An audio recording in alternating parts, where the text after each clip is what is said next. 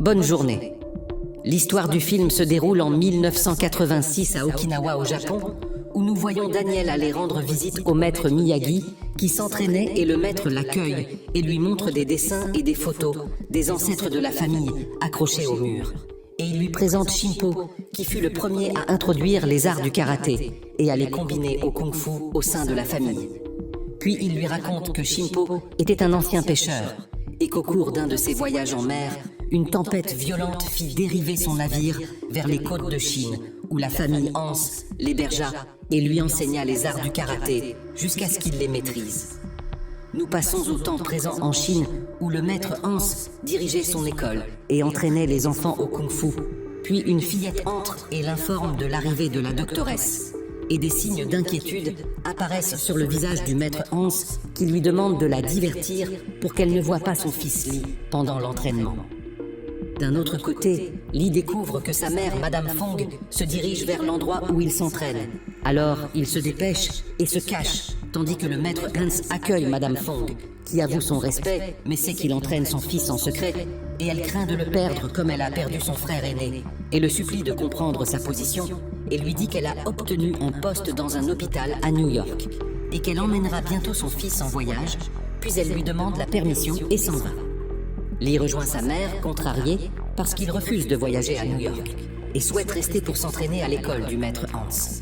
Mais Madame Fong lui rappelle que le combat ne lui servira pas et que la décision de partir est définitive. Et en effet, Lee voyage avec sa mère à New York sans enthousiasme pour sa nouvelle vie. Et après leur installation dans l'appartement, il lui demande la permission de sortir pour acheter de la nourriture dans une pizzeria au début de la rue, puis il entre au restaurant et commande une pizza farcie à la manière chinoise. Le propriétaire du restaurant se moque de lui, mais sa fille Mia intervient en s'excusant auprès de Lee et lui explique que le restaurant est italien et ne sert que la pizza italienne. Puis elle le dirige vers un autre établissement où il pourrait trouver la nourriture chinoise qu'il préfère. Et Lee la remercie et quitte le lieu. Et le lendemain, Lee voit dans le métro une annonce pour un concours d'arts martiaux appelé les 5 arrondissements. Puis il arrive à l'école en essayant de s'adapter au nouveau mode de vie, mais il ne se sent pas appartenir à eux. Sur le chemin du retour à la maison, Lee aperçoit Mia devant un magasin de légumes, car elle réceptionnait une livraison pour son restaurant et les légumes lui glissent des mains. Alors Lee lui propose son aide et Mia se souvient de lui et le remercie. Puis Lee lui propose de porter les produits jusqu'au restaurant et Mia accepte. Et pendant qu'il marche, il passe devant un centre d'entraînement de kung-fu. Et Mia lui dit qu'elle n'aime pas cet endroit et préfère s'en éloigner. Oshio se montre comme propriétaire du centre d'entraînement et il transmet à Mia un message pour son père Victor, lui demandant de lui dire qu'il doit payer la dette qui lui est due. Mais Mia ne lui prête pas attention et poursuit sa route avec Lee.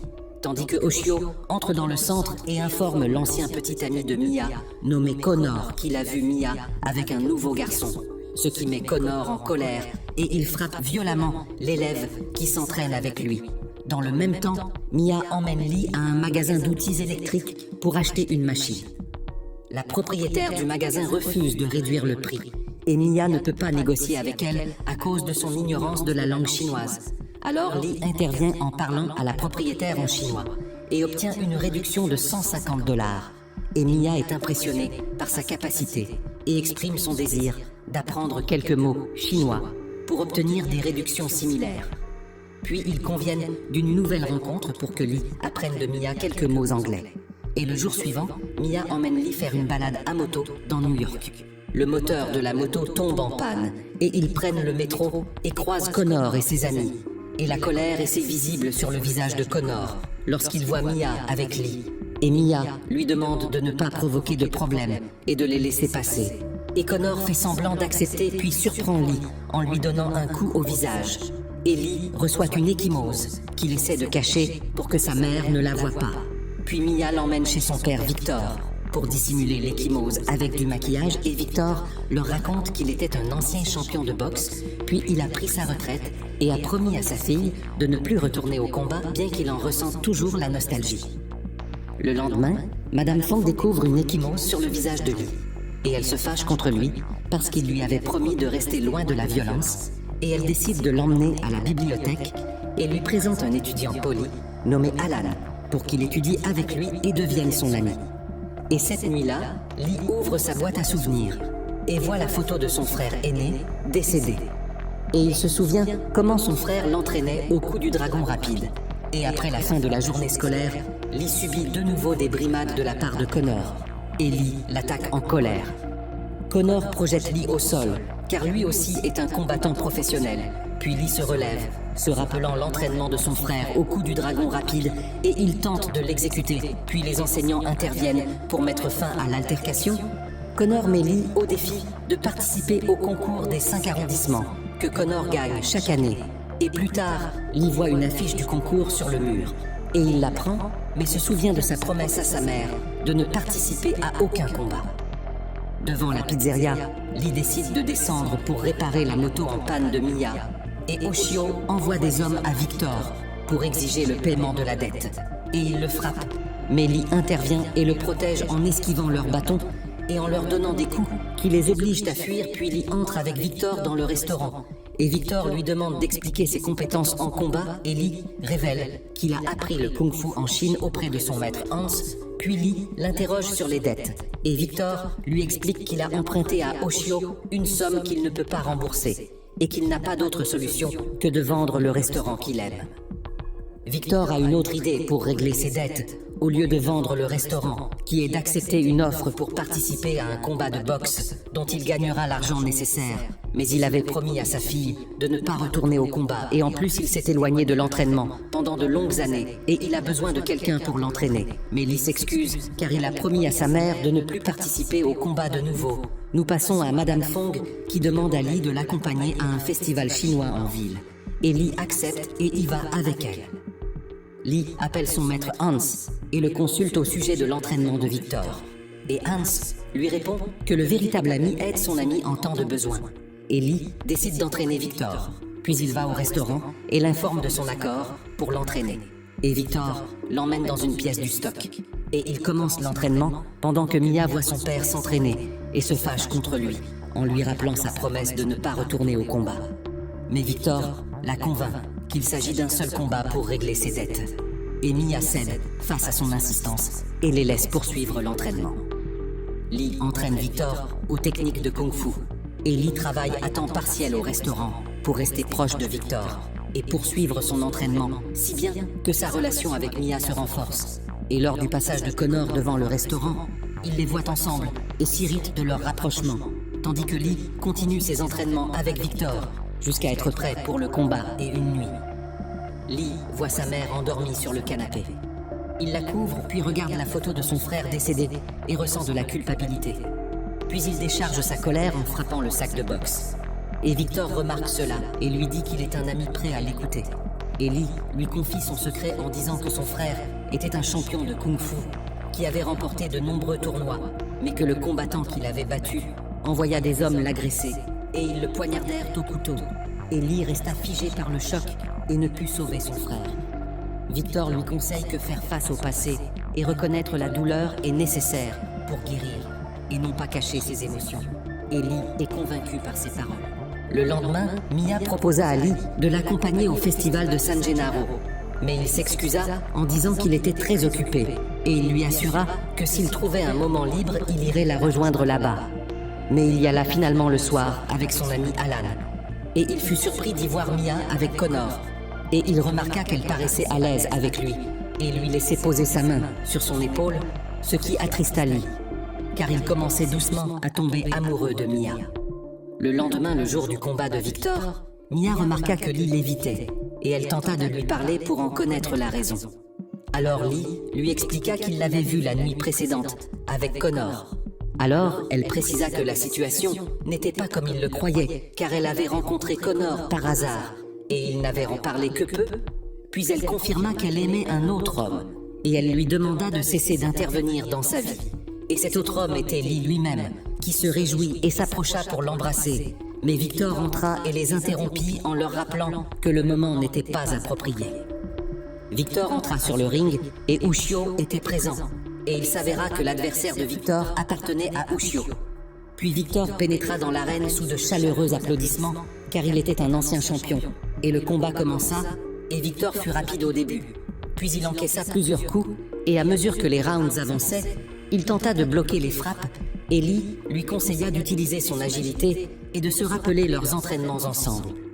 Victor obéit aux instructions de Lee et porta de nombreux coups qui firent pencher le combat en sa faveur, jusqu'à ce qu'Ushio fasse signe à son combattant. Et celui-ci le frappa de son coude à plusieurs reprises, tandis que l'arbitre n'intervenait pas. Victor a perdu connaissance sur le ring, et Mia se précipita vers lui en appelant Lee à l'aide.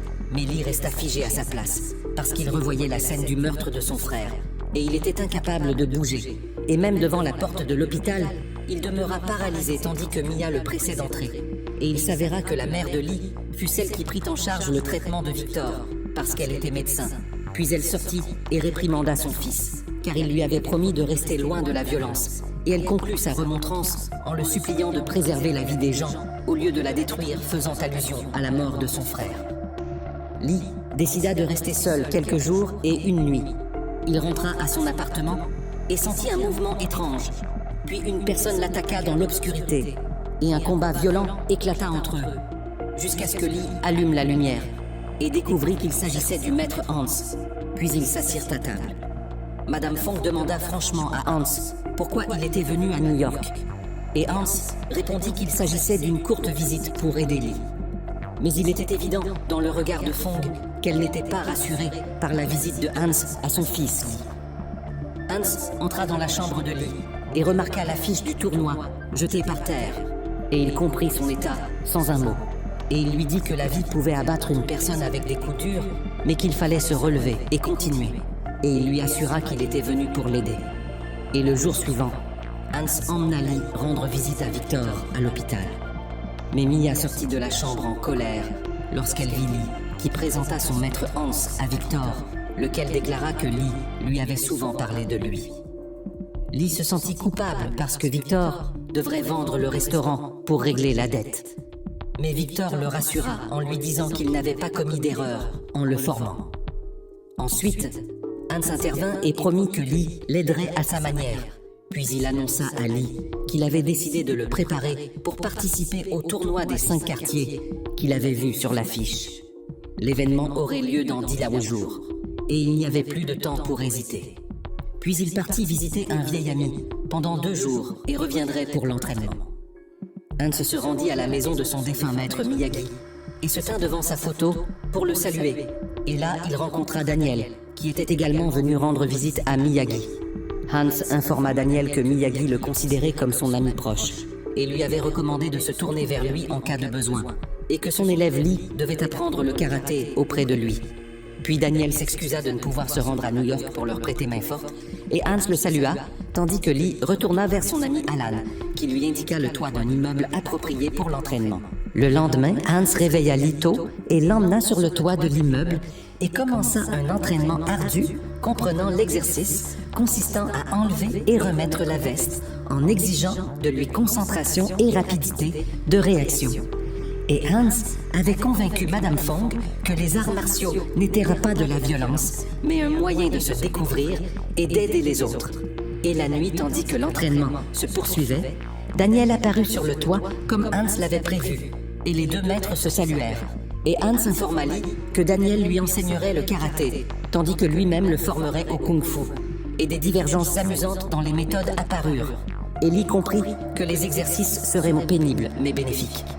Il restait 4 jours avant la compétition lorsque Lee parla à son maître Hans de son différend avec Mia, en admettant son hésitation à se réconcilier. Et Hans lui conseilla de ne pas hésiter si elle méritait son amour.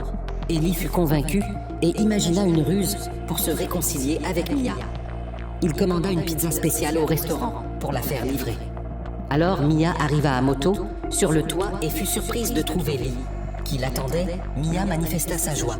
Et ils discutèrent longuement, et Mia lui assura qu'il n'était pas obligé de participer pour son père ni pour elle. Lee lui répondit qu'il le faisait pour donner un sens à sa vie, et qu'il gagnerait en confiance si elle le soutenait. Puis ils se réconcilièrent et reprirent leur relation. Puis arriva le jour de l'ouverture du tournoi, dont le prix était de $50 000. Et le vainqueur devait marquer l'une des 8 touches pour gagner. Une touche pour chaque coup et 7 touches pour le coup de grâce. Lee disputa son premier combat et reçut au premier round un coup qui fut compté comme un point contre lui. Mais il surprit son adversaire avec un puissant coup au ventre puis un high kick à la tête, et le combat se termina par un coup de grâce. Et Lee remporta la victoire. Au second combat, Lee gagna de nouveau, tandis que Conor surpassa facilement son adversaire, et chacun d'eux se qualifia ensuite. Conor remporta aussi le troisième combat, et Lee atteignit la finale contre Conor, qui devait avoir lieu une semaine plus tard, sur le toit d'un gratte-ciel à Manhattan. Puis chacun de Conor et Lee s'entraîna de son côté, et les maîtres furent cas sévères envers Lee, chacun avec sa propre méthode. Et ils insistaient sur la nécessité que les réactions du corps de Lee deviennent automatiques. Daniel remarqua la tentative de Lee d'exécuter le coup de pied du dragon, et lui demanda qui le lui avait appris. Lee lui expliqua que son défunt frère lui avait enseigné cette technique, et que Conor connaissait ce mouvement, et l'avait déjà fait chuter lorsqu'il avait tenté de l'exécuter. Daniel trouva cela positif, car Lee pouvait utiliser le coup de manière inattendue. Et cette nuit-là, il s'assit avec lui et sortit le bandeau en tissu du maître Miyagi, expliquant qu'il symbolisait le style mêlant karaté et kung-fu, et il le lui offrit. Alors Lee le remercia chaleureusement, et il continua les jours suivants à s'entraîner au coup de pied du dragon, et à tenter de passer sous le bras tournant, tandis que les deux maîtres l'entraînaient ensemble pour améliorer sa forme et son agilité physique. Lee parvint à exécuter le coup de pied du dragon et à passer sous le bras tournant, se convainquant ainsi qu'il était prêt pour l'affrontement. Le jour du combat final, Lee patienta dans la salle d'attente jusqu'à ce que sa mère entre et le surprenne. Il lui dit qu'il s'attendait à ce qu'elle vienne le réprimander, mais elle le surprit en déclarant qu'elle venait le soutenir, et elle le serra dans ses bras en affirmant qu'elle était fière de lui. Et c'était exactement le sentiment dont Lee avait besoin avant de monter sur le ring. Puis Lee se prépara aux côtés de ses deux maîtres, Hans et Daniel, qui lui passèrent autour de la tête le bandeau de tissu du maître Miyagi. Lee monta sur le ring sous les acclamations du public et Conor entra à son tour. Les deux hommes échangèrent un regard avant le début du combat. Puis Lee s'inclina pour saluer son adversaire, mais Conor ignora l'inclination avec mépris et le combat commença. Lee tenta d'asséner ses coups, mais Conor les bloqua et lui porta un coup de pied qui lui rapporta 2 points. Puis il enchaîna les frappes jusqu'à projeter Lee au sol avec l'arbitre, ce qui porta son score à 4 points. Et il semblait que le combat tournait en sa faveur. Lee se releva sous les encouragements du public et retrouva sa concentration en se souvenant des conseils de ses deux maîtres. Ne pas attaquer directement, mais devenir la réaction aux attaques de son adversaire. Lee appliqua les instructions, il plaça un premier coup et marqua son premier point. La colère de Conor s'enflamma et il attaqua Lee avec violence. Mais Lee para les coups et obtint un autre point, puis égalisa le score et continua à frapper jusqu'à n'avoir plus besoin que d'un seul point pour gagner. Mais Conor le surprit avec un coup de pied aérien qui le plaqua au sol. Lee ouvrit les yeux sous les clameurs d'encouragement et un instant il faillit abandonner. Mais il se souvint de son frère défunt et décida de ne pas répéter son ancienne impuissance. Il se releva pour poursuivre le combat sous les regards étonnés et le score revint à égalité. Il ne restait qu'un point décisif. Les deux combattants se préparèrent à l'assaut final. Lee choisit d'exécuter le coup de pied du dragon, mais Conor, qui connaissait la technique, leva la jambe pour l'accueillir d'un coup décisif. Cependant, Lee le surprit en se baissant brusquement, évita son pied, puis porta un coup de pied bas qui le déséquilibra et l'acheva d'un coup de pied final.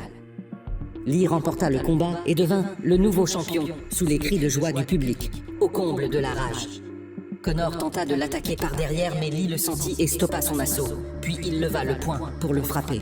Mais le maître Hans cria son nom avec fermeté. Alors Lee réprima sa colère et abattit son poing sur le sol. Puis il tendit la main à Conor qui s'inclina pour le saluer et le respecter, et tout le monde se réjouit de la scène. Quelques jours plus tard, tout le monde assista à l'ouverture d'une seconde succursale du restaurant de Victor, qui les invita à une fête privée et leur servit une pizza farcie à la chinoise. De même, le maître Hans envoya une commande de pizza chez Daniel et écrivit sur la boîte un message de remerciement en lui rappelant que s'il avait un jour besoin d'aide, il pouvait compter sur lui. Daniel sourit en lisant le message et ainsi se termina le film du jour. Merci de votre attention, à la prochaine.